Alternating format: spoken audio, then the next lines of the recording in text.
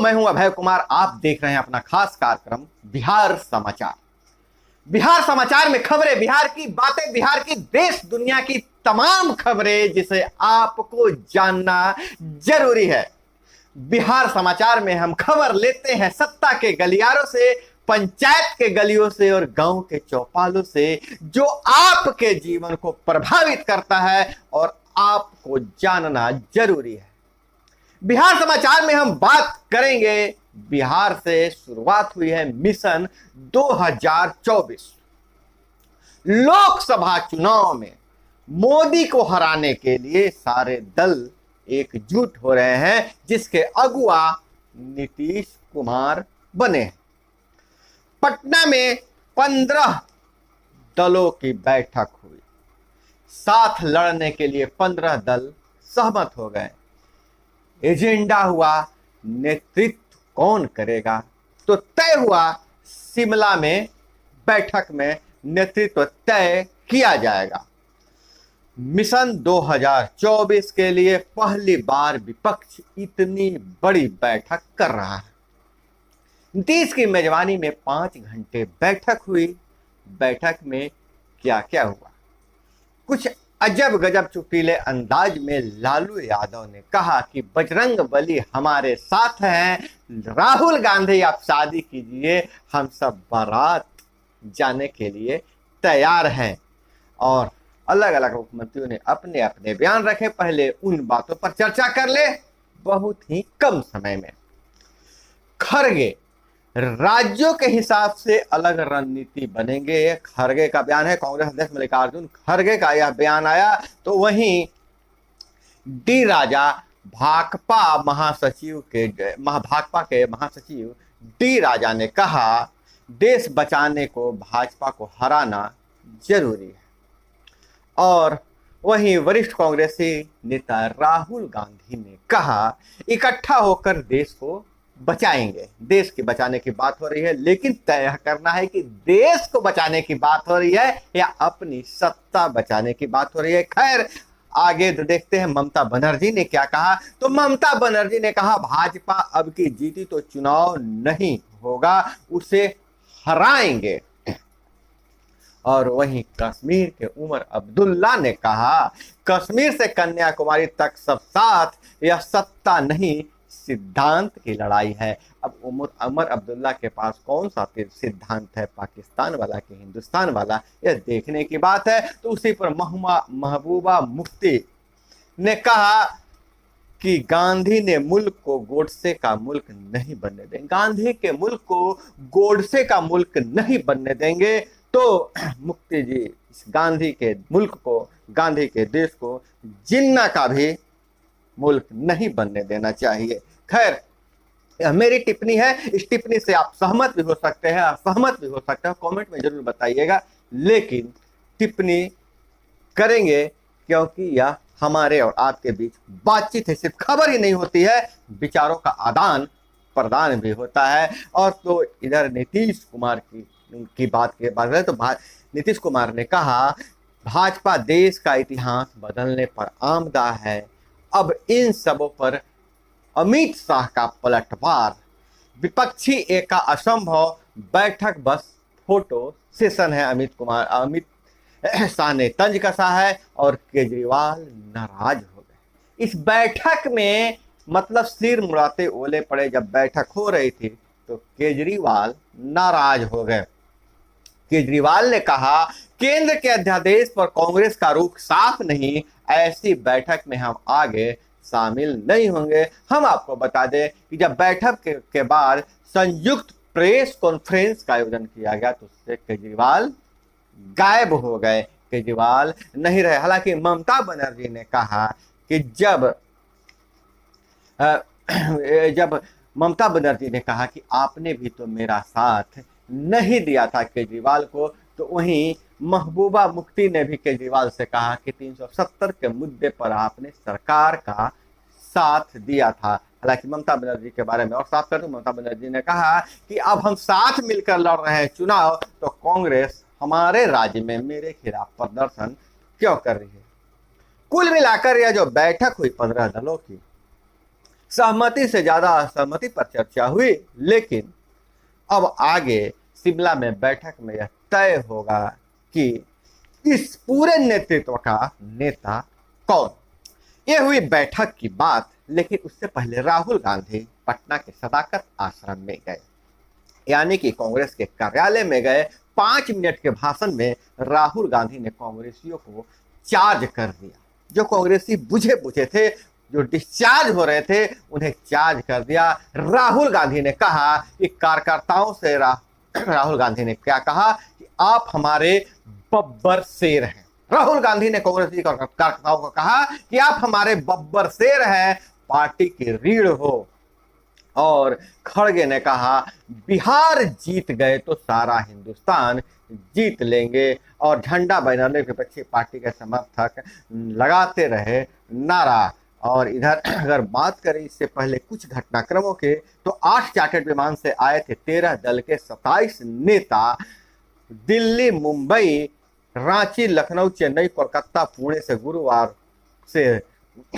से शुक्रवार तक कुल 8 चार्टर्ड विमान विपक्षी दल के 13 दल के 17 नेताओं को लेकर आया था। स्टेट हैंगर में 6 चार्टर्ड विमान की पार्किंग किया गया, जबकि 2 को एयरपोर्ट पर के पार्किंग में ही लगाया गया था। स्टेट हैंगर में लगे चार्टर्ड विमान की देखरेख के लिए पुलिस तैनात की गई थी। नेताओं के स्वागत में जगह जगह पुष्प वर्षा किया जा रहा था। राहुल गांधी के स्वागत में मोदी ने कहा विपक्षी एकता बैठक की निकली हवा, तो वहीं परिवारवादी और भ्रष्टाचारियों में मोदी के नाम पर दहशत है, यह सिन्हा का बयान है। और इधर अगर बात करें तो ये तो बिहार और हिंदुस्तान की बात हुई। अगर सुदूर 7 समंदर पार अमेरिका में क्या चल रहा है तो उसकी भी चर्चा कर लिया जाए। आज अमेरिका की अखबारें मोदी और बाइडेन के तस्वीरों से रंगी पड़ी है। फ्रंट पेज से लेकर लीड खबर जो है तो मोदी उसमें छाए हुए हैं, और उसमें बनाया गया है शीर्षक यह रात 2 महान राष्ट्रों का, 2 महान मित्रों और 2 महाशक्तियों के लिए। बाइडेन का बयान है कि ये जो रात है जहां मोदी को पार्टी दी गई थी, भोज पे बुलाया गया था, कहा कि यह रात 2 महान राष्ट्रों, 2 महान मित्रों और 2 महाशक्तियों के लिए है। बाइडेन का बयान है स्टेट डिनर में भारतीय संस्कृति, केसरिया रंग के फूल, राष्ट्रीय पक्षी मोर, कमल की आकृति से सजा व्हाइट हाउस का डाइनिंग हॉल। ऐसा लग रहा था कि पूरा हिंदुस्तान अमेरिका में शिफ्ट कर गया है। व्हाइट हाउस हिंदुस्तान में और भगवा मय हो गया था। केसरिया रंग के पर्दे लगे हुए थे, राष्ट्रीय चिन्ह मोर का उसमें आकृति बनी हुई थी, कमल की आकृति भी बना हुआ था, पूरा सजा हुआ था डाइनिंग हॉल। स्टेट डिनर में 110 से अधिक भारतीय समुदाय और दानदाताओं को तवज्जो दिया गया है। डिनर डिप्लोमेसी में चीन को संदेश, और बाइडेन ने 2024 की तैयारी शुरू की। हम आपको बता दें कि जब मोदी ने अमेरिका के सीनेट में अमेरिकी कांग्रेस में भाषण दिया तो कुल 17 बार लोग खड़े होकर भाषण का स्वागत किया, 54 बार तालियां बजाई गई। तो यह अमेरिकी इतिहास में, अमेरिका के संसद के इतिहास में पहली घटना है जहां वहां के व्हाइट हाउस में भारत माता की जय, जय हिंद और वंदे मातरम के नारे लगे। तो यह भारत के बढ़ते प्रभाव का यह संदेश है। आज के बाद जब भी यह इतिहास लिखा जाएगा, लोग पीछे पलट कर देखेंगे तो अमेरिका में यह मोदी का भाषण याद रखा जाएगा। हालांकि बहुत सारे विपक्षी दल मोदी के लड़खड़ाने पर कहीं कहीं अंग्रेजी के शब्दों के उच्चारण पर तंज कस रहे हैं, लेकिन यह मिला जुला कर यह जो यात्रा रही, मोदी की जो यात्रा रही, इसकी चर्चा सारे विश्व में हो रहा है। पूरे विश्व के लोग इस यात्रा को, इस संबोधन को याद कर रहे हैं। वहीं हमारे पड़ोसी देश पाकिस्तान में तो बहुत ही ज्यादा चर्चा हो रही है। खैर, भारत अमेरिका दोस्ती का नया दौर शुरू हो चुका है, और अपनी राय कमेंट में जरूर दीजिएगा। और बात करें बिहार के 25 जिलों के बात करें, बिहार की अगर बात करें तो बिहार के 25 जिलों में सक्रिय है मानसून। अच्छी बारिश के लिए करना होगा 8 दिन का इंतजार। 48 घंटे के भीतर नालंदा, नवादा, रोहतास पहुंचेगा मानसून। 24 घंटे के बाद तापमान में होगी गिरावट। 25 दिनों के बाद बिहार के सभी जिलों के पास पारा 40 से नीचे चला जाएगा। इधर देश में मानसून ने पकड़ी रफ्तार। एक ही दिन में उड़ीसा पार कर छत्तीसगढ़ होते हुए मध्य प्रदेश सीमा तक पहुंचा है मानसून। और वहीं बिजली अब स्मार्ट हो गई है बिहार में।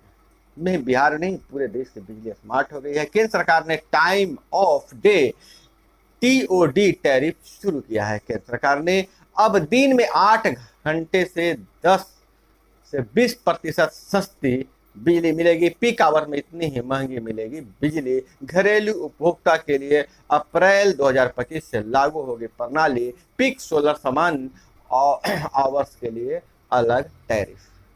आपको याद होगा जब टेलीफोन का जमाना था तो टैरिफ अलग अलग होते थे। संडे का टैरिफ अलग होता था, रात 7-6 बजे से 9 बजे तक का टैरिफ अलग होता था, दिन का टैरिफ अलग होता था, टेलीफोन बिल अलग अलग उठता था। उसी तरह से बिजली में भी टैरिफ होगा। जो पीक आवर होती है, जब बिजली ज्यादा खपत होती है उस समय टैरिफ महंगी होगी, और जब बिजली कम खपत होती है उस समय टैरिफ सस्ती होगी। तो लोग अब अलग अलग तरीके से इसका उपाय निकालेंगे, वैकल्पिक व्यवस्था करेंगे। जब महंगी टैरिफ के समय आपूर्ति बंद करके इन्वर्टर से काम ले सकते हैं, या फिर जो उसका विकल्प सोलर पैनल का बिजली उपयोग कर सकते हैं।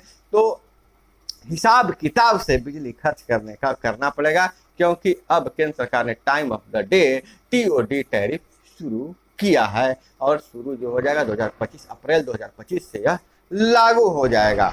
और TCS नौकरी के बदले रिश्वत, 4 अधिकारी बर्खास्त। एक व्हीलसेलर के लिए रिश्वत ने दावा किया था। मुंबई से खबर आ रही है। और गोपालगंज में गंडक नदी से तस्कर ला रहा था यूपी से शराब। नाव पर उत्पाद विभाग का बोर्ड लगाकर शराब की तस्करी। एक तस्कर गिरफ्तार हो गया है। और वहीं पटना यूनिवर्सिटी में PhD में दाखिले के लिए PG के नंबरों पर सबसे अधिक वेटेज, 505 सीटों पर होगा नामांकन। पाटलिपुत्रा विश्वविद्यालय में दूसरी मेगा सूची के अनुसार कल तक होगा दाखिला। और इधर सामाजिक बीमा कल्याण प्रणाली से मजदूरों की सुरक्षा का प्रयास करें ताकि कवरेज मिले। पटना में G20 के अंतर्गत 2 दिवसीय L20 शिखर सम्मेलन संपन्न हो गया है। वहीं चोरी करते धरा आया युवक, तो लोगों ने पीट कर मार डाला, 3 गिरफ्तार। यह खबर आ रही है सीतामढ़ी से। सीतामढ़ी में मॉब लिंचिंग पीड़ित के परिजनों के आवेदन पर पुनौरा में केस दर्ज कर दिया गया। वहीं समस्तीपुर से खबर आ रही है, दिन दहाड़े वारदात किया गया है। कोचिंग से लौट रही छात्रा को साइकिल से खींचकर सिर में 3 गोली मार दी, मौत हो गया। उसकी सहेली बेहोश हो गई। और मधेपुरा से खबर आ रही है, हाई स्कूल गेट के सामने भीड़ के बीच युवक को मारी गई। भाई के साथ मालिक की पत्नी का था प्रेम प्रसंग, प्रतिशोध के लिए चालक की हत्या, सड़क जाम। मधेपुरा से यह खबर आ रही है। 1 माह पहले पिता की हत्या, अब सोशल मीडिया पर मां बहन समेत ग्रामीणों को मारने को दे रही है धमकी। 20 मई की रात रामा के पुत्र ने ही ईंट से कूचकर बेरहमी से मार डाला था। यह खबर आ रही है बेतिया से। तो बिहार में थोड़ी सी कानून व्यवस्था पर ध्यान देने की जरूरत है। शिक्षा विभाग को विश्वविद्यालयों में एक गड़बड़ी मिली, सुधारने की चेतावनी दी गई है। और वहीं स्कूल में हर सप्ताह कम से कम 2 बार निरीक्षण कर शिक्षक व छात्रों की उपस्थिति से लेकर पढ़ाई की होगी जांच। यह सरकार का फरमान है। और इधर अगर बात करें तो भारत में 2500 पार्टियां हैं। अमेरिका के जो भाषण हुआ है उस पर थोड़ा सा ध्यान दें कि भारत में 2500 पार्टियां हैं, 22 भाषाएं, फिर भी हमारे एक स्वर हैं। दुनिया के सबसे पुराने लोकतंत्र अमेरिका की संसद में बोले PM नरेंद्र मोदी। और अर्थनीति पर बोले उन्होंने कि हम 10वें नंबर से 5 पर पहुंचे हैं, भारत जल्द तीसरी बड़ी अर्थव्यवस्था बनेगा।